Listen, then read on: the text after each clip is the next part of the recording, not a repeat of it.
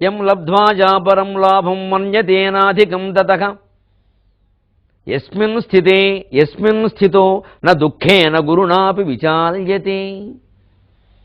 ఎంత భయంకరమైన దుఃఖం వచ్చినా సరే, మనస్సును దులుచేసి ఆందోళన కలిగినా సరే, దాన్ని తప్పించుకునే విధానమే కాదు తట్టుకునే విధానం చెబుతున్నాడు పరమాత్మ. అంత ఉపయోగం భగవద్గీత ఆధునిక జీవితంలో.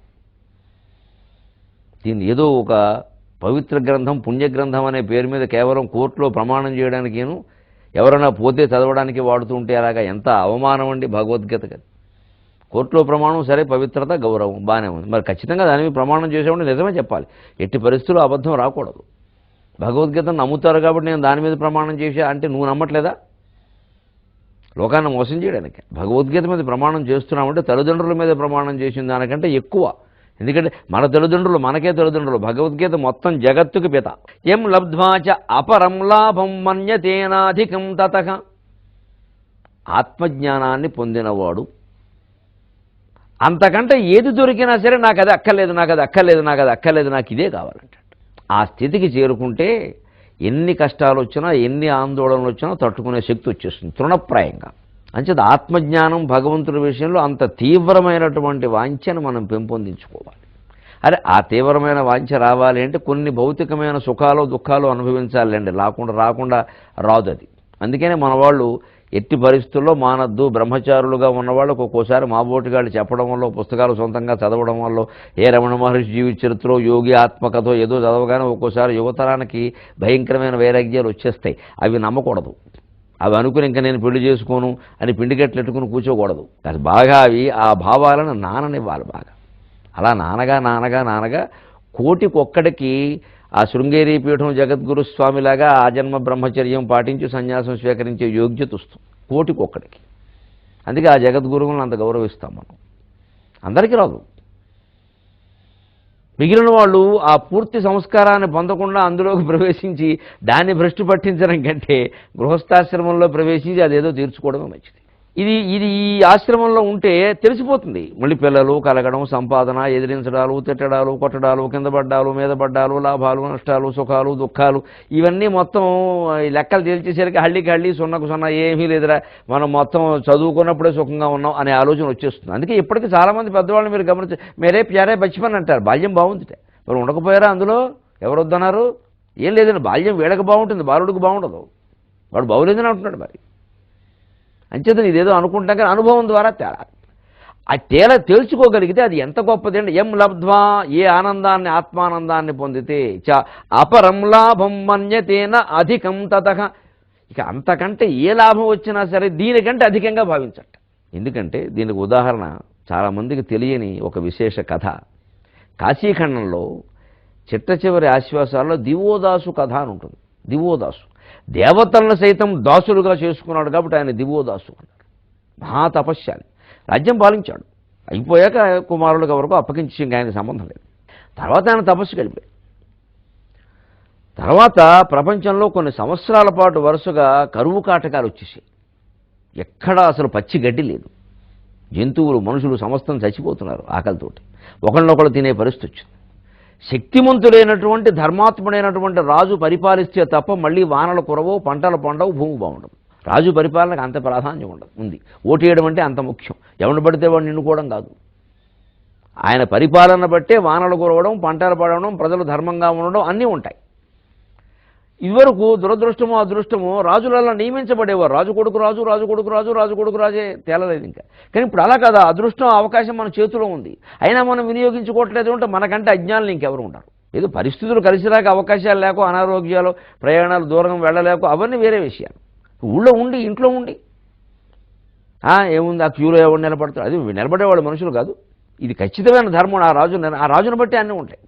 అటువంటి ఆయన పరిపాలన చేస్తూ ఉంటే ఈ కరువు కాటకాలు పెరిగిపోయేసరికి ఒక స్థితిలో బ్రహ్మదేవుడు స్వయంగా దిగి వచ్చి, నాయన నేను చెబుతున్నాను, నా మాట మీద ఏమాత్రం గౌరవం ఉన్నా నువ్వు తపస్సు మాని ముందు పరిపాలన చేయి అంటే ఆయన, ఏమండి నేను ఆనందంగా ఉన్నాను, నాకు ఎందుకు వచ్చింది మళ్ళీ ఏదో ఇదివరకు చేసినవే అనుభవించినవే, విడువంగాబడి ఎన్నడో చెరకు పిప్పిని పోలే నా చేయనిది, ఎప్పుడో చెరకి పిప్పులో విడిచవతలు పారేశానండి ఈ రాజ్యం, ఈ భోగాలు, ఇది నాకు ఎందుకనండి. లేదయ్యా, బ్రహ్మదేవుణ్ణి చతుర్ముఖుణ్ణి వచ్చి అడుగుతున్నాను, నా అభ్యర్థనను మన్నించు అంటే పాపం బ్రహ్మదేవుడు ఆజ్ఞ కాదనలేక అతను రాజ్య పరిపాలనకు వచ్చాడు. తర్వాత అది చాలా బాగుంది.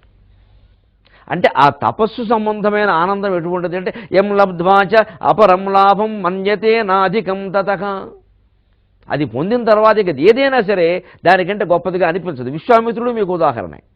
ఒక దిక్కున తపస్సు చేస్తుంటే మేనక వస్తే లొంగిపోయాడు. కానీ ఆ అనుభవాలు ఏవో అయిపోయాక, పిల్లేదో కలిగాక, ఆ పిల్లని క్రూరంగా కర్కశంగా కషాయవాళ్ళ వదిలేయవలసిన పరిస్థితి వచ్చిన తర్వాత ఆయనకి అర్థమైపోయింది ఇది ఎంత దుర్మార్గం అనేది, ఈ వ్యామోహంలో పడ్డు. అందుకే తర్వాత రంభ వస్తే శాపం ఇచ్చి పంపించాడు, నా దగ్గరికి వస్తే చంపేస్తానన్నాడు. ఎందుకు వచ్చింది? అనుభవం వల్లే వచ్చింది.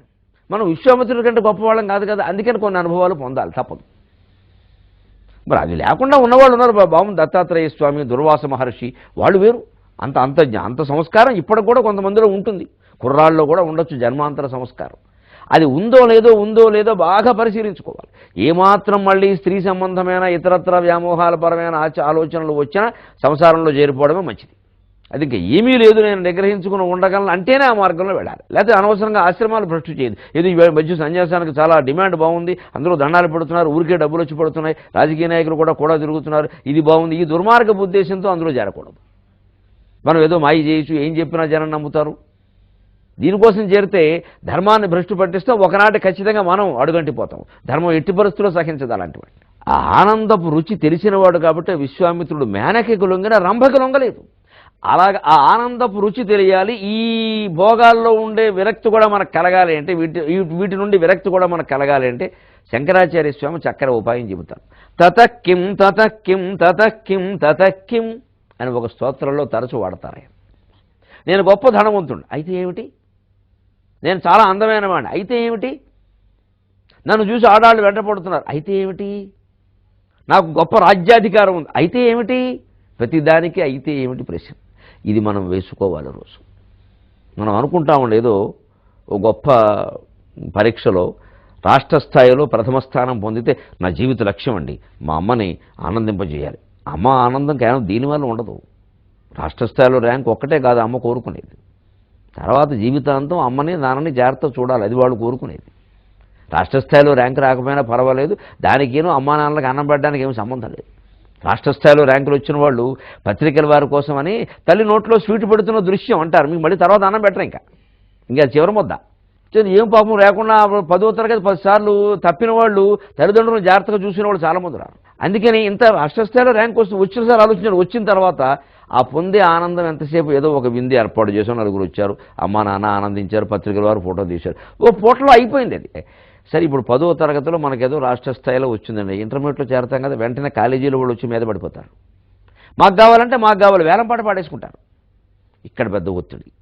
ఇక అక్కడ చేరాక మొదటి పరీక్ష పెడతారు, నెలకో ఎప్పుడో, అప్పుడే మార్కులు ఎన్ని వచ్చేసి చూస్తారు. 25కి 25 రాకపోతే ఏమయ్యా స్టేట్ ర్యాంక్ వచ్చింది అప్పుడే తగ్గిపోయావు. చూడండి ఏమైపోయింది. మన రాష్ట్ర స్థాయి స్థానం పొందిన ఆనందం నెల్లాళ్ళు మిగలలేదు.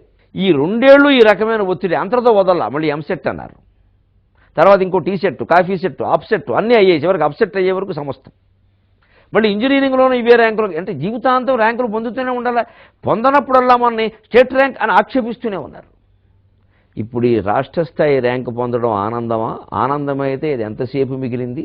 అందుకే శంకరాచార్య తతక్కిం తతక్కిం తతక్కిం అయితే ఏమిటి అన్నారు. ఇప్పుడు విద్యార్థులు ఆలోచించడం ఆందోళన ఎక్కడొస్తుంది. ఒక విజయం సాధించగానే ఇక జనం మన వెనకాల పడతారు, మీరు విజయమే సాధించాలి, అపజయం పొందడానికి వీల్లేదు. కానీ ఎప్పుడూ జయాపజయాలు కలిసే వస్తూ ఉంటాయి. కొన్ని యుద్ధాల్లో జరాసంధుని మీద శ్రీకృష్ణుడు జయించాడు, కొన్ని యుద్ధాల్లో ఓడిపోయాడు. ఓటమిని ఒప్పుకున్నాడు ఆయన, ఏమి బాధపడిపోలేదు. ఎందుకంటే వాడి చావు నా చేతుల్లో లేదు, నాకు ఎందుకు వచ్చిన గొడవ అని భీముడు తీసుకెళ్ళి వేయించేశాడు. ఇది తెలివి. శ్రీకృష్ణుడు ఓడిపోయాడు అందాము మనం. అంచేత నీ తతక్కిం ప్రశ్న వేసుకుంటే ప్రతి ఈ పొందుతున్న భోగాల మీద విరక్తి వచ్చి అప్పుడు ఆత్మజ్ఞానం మీద ఆసక్తి కలిగి ఎం లబ్ధ్వాజా పరం లాభం మన్యతేనాధికం తతః యస్మిన్ స్థితో న దుఃఖేన గురుణాపి విచాల్యతే. అందులోనే ఉన్నవాడు, ఆత్మానందంలో ఉన్నవాడండి, దుఃఖేన గురునా దుఃఖేనాపి నా విచాల్యతే. ఎంత భయంకరమైన దుఃఖం వచ్చినా సరే ఆత్మజ్ఞాన అవస్థ నుంచి, ఆత్మజ్ఞాన స్థితి నుంచి, ఆత్మానంద అనుభవం నుంచి బయటికి రాట. దానికి ఉదాహరణ మీకు రామకృష్ణ పరమహంస. ఆయనకి ఏదో పెద్ద పుండు వేసింది. ఆయన ధ్యానం, ఆయన పాటలు, ఆయన అమ్మవారి యొక్క తలంపులు, ఆ కళ్ళ నీళ్లు, ఆ ధారాస్రవంతి అందులో ఉన్నారు ఆయన. ఇవన్నీ పట్టించుకోవడం, ఇవన్నీ ఆయనకి పట్టించుకోవాలి. కానీ ఈ చుట్టూ చేరిన ముఠా ఎలా ఉంటారు అంటే, అంత గొప్ప యోగి ఆయన పుండే తగ్గించుకోలేకపోతున్నారు, మన పుండేని తగ్గిస్తారు. అసలు ఈయన యోగం పాటించింది వీళ్ళందరి పుళ్ళు కడగడానికే? నాకు అర్థం కాదు. అనవసరంగా చేరతారండి ఈ చుట్టూ. వీళ్ళు బతకనివ్వరండి ఎవరిని, సన్యాసుల్ని, స్వామీజీలని, యోగుల్ని, మంచి వాళ్ళని జరగొడుతున్నదంతా ఈ భక్తులే. కాస్త ఎవరైనా కొంచెం 4 మాటలు బాగా చెప్పినా, పొరపాటున ఏదైనా ఒక తనకున్న మహిమతో పోని యోగశక్తులు ఉంటాయండి నిజంగా. అణిమ, మహిమ, గరిమ, లఘిమ, ప్రాప్తి, ప్రాకామ్యం, ఈశత్వం, వశిత్వం చ అష్టసిద్ధయ ఉంటాయండి. పెద్దవాడైపోవడం, చిన్నవాడైపోవడం, రోగం తన మీద వేసుకోవడం, ఎక్కడెక్కడ దూరశ్రవణం, ఎక్కడో ఉన్నదాన్ని వినడం, ఎక్కడో ఉన్నదాన్ని చూడడం ఉంటాయండి. యోగశక్తులు ఖచ్చితంగా ఉన్నాయి. వీటి సాయంతోనే సుందరకాండలో హనుమంతుడు సముద్రం దాటగలిగాడు, రాక్షసులను చంపగలిగాడు. అనేక విషయాలు అవి, అందులో అనుమానమే లేదు. కానీ అవి ఏమాత్రం లోకం కోసం, కొద్ది జమీందారుల కోసం, ముఖ్యంగా డబ్బిచ్చే వాళ్ళ కోసం, స్వార్థ ప్రయోజనాలు కలిగిన వాళ్ళ కోసం వినియోగించిన వెంటనే ఇంకా జనం పెరిగిపోయి ఈయన చేతో పీఠం పెట్టించేసి చుట్టూ చేరి ఇక ఈ గేదెల కోసం, వాళ్ళ వ్యాపారాల కోసం, వాళ్ళ పిల్లల పెళ్లిళ్ళ కోసం, వాళ్ళ చదువుల కోసం ఈ యోగశక్తులను దుర్వినియోగం చేసేస్తారు. ప్రతి వాళ్ళకి భక్తులకు ఏవో రోగాలు వస్తుంటే తగ్గించమంటూ ఉంటారు. చివరికి ఆయనకు వచ్చేసరికి ఆయనకి ఆ యోగశక్తి నశించిపోయి తగ్గించుకుందుకు లేకపోయేసరికి అసలు ఈయనకి ఎంతగా యోగశక్తులు ఉన్నట్టా లేనట్టా, మరి చివరిలో ఆయన తగ్గించుకోలేకపోయారేమిటి అని చివరి వరకు ఆ మనిషి శీలాన్ని శంకిస్తూ ఉంటుందండి. దుర్మార్గపు లోకం కదా.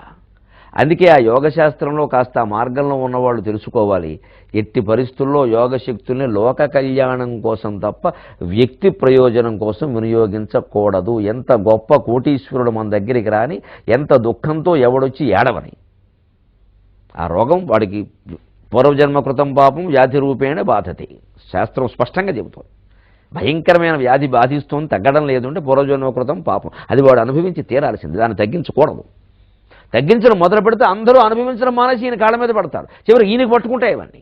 అలాగే రామకృష్ణ పరమహంసను అడిగితే ఆయన ఒకటే అన్నాడు, ఏమయ్యా అందరూ నువ్వేదో జ్ఞాని అనుకున్నాను, అడుగుతున్నవాడివి, ఏదో దగ్గరగా ఉన్నావు, నేర్చుకున్నావు అనుకు, నువ్వు కూడా అందరిలాగా మాట్లాడుతున్నావు. నేను దివ్యమైనటువంటి అమ్మవారి ధ్యానంలో ఉన్నానయ్యా, ఆవిడ మీద పాటలు పాడుకుంటున్నాను, ఆవిడ నాకు దర్శనమిస్తోంది, చాలా ఆనందంగా ఉంది. ఆవిడ అసలు ఈ పుండు గురించి అడగాలని నాకు అనిపించట్లేదయ్యా, నన్ను ఎందుకు దృష్టి మరలేలా చేస్తున్నావు నువ్వు? ఎం లబ్ధ్వా చాపరం లాభం మన్యతేన అధికం తతః. అపూర్వమైనటువంటి ఆత్మలాభంలో నేనుంటే యథోప్రలోభాల గురించి నన్ను చెబుతూ ఆ పుండుంటే నన్నే ఏం చేయలేదు, నిన్నేం చేసిందయ్యా? ఇది ఆలోచించే విధానం.